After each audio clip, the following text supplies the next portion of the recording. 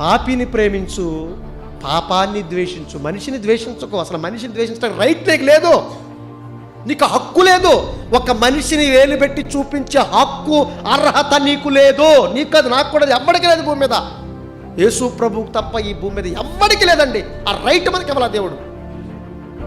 ఒక వేలు నువ్వు చూపిస్తున్నావు, 4 వేళ్ళు మన వైపు చూస్తున్నాయి. అందుకే అంటాడు యేసు ప్రభు, నీ కంట్లో ఉన్న దొర నువ్వు తీసుకో. ఎదుటివాడి కంట్లో ఉన్న నలుసుని తీయడానికి ప్రయత్నిస్తావా? అందుకే మనం ఎప్పుడు కూడా ఎలాంటి వాడినైనా ప్రేమించే స్థితిలో ఉంటేనే మన పరలోకం వెళ్తాం. గుర్తుపెట్టుకోండి. ఒక్కడు నువ్వు హేట్ చేసినా, ఒక్కడు నువ్వు అసహించుకున్నా, అసలు నువ్వు వ్యర్థుడా అంటేనే నరకానికి పోతావు అని చెప్పాడు యేసుక్రీస్తు. ఈ మాటలు ఎందుకు అర్థం కావట్లే మనకి? నువ్వు బ్రతికినంత కాలం ఒక వ్యక్తిని ప్రేమించడం తప్ప నువ్వు ఏది చేసినా నువ్వు పరలోకానికి వెళ్ళవు. అది దేవుడిచ్చిన ఆజ్ఞ, శాసనం. ఇదే వాడు యాక్ట్ చేయడానికి. నీ బతుకేంటి? నిన్ను క్షమించలేదా? నిన్ను దగ్గర చేర్చుకోలేదా? నువ్వు ఎన్ని తప్పులు చేసి, ఎన్ని పాపాలు చేసి నేను సహించట్లేదా?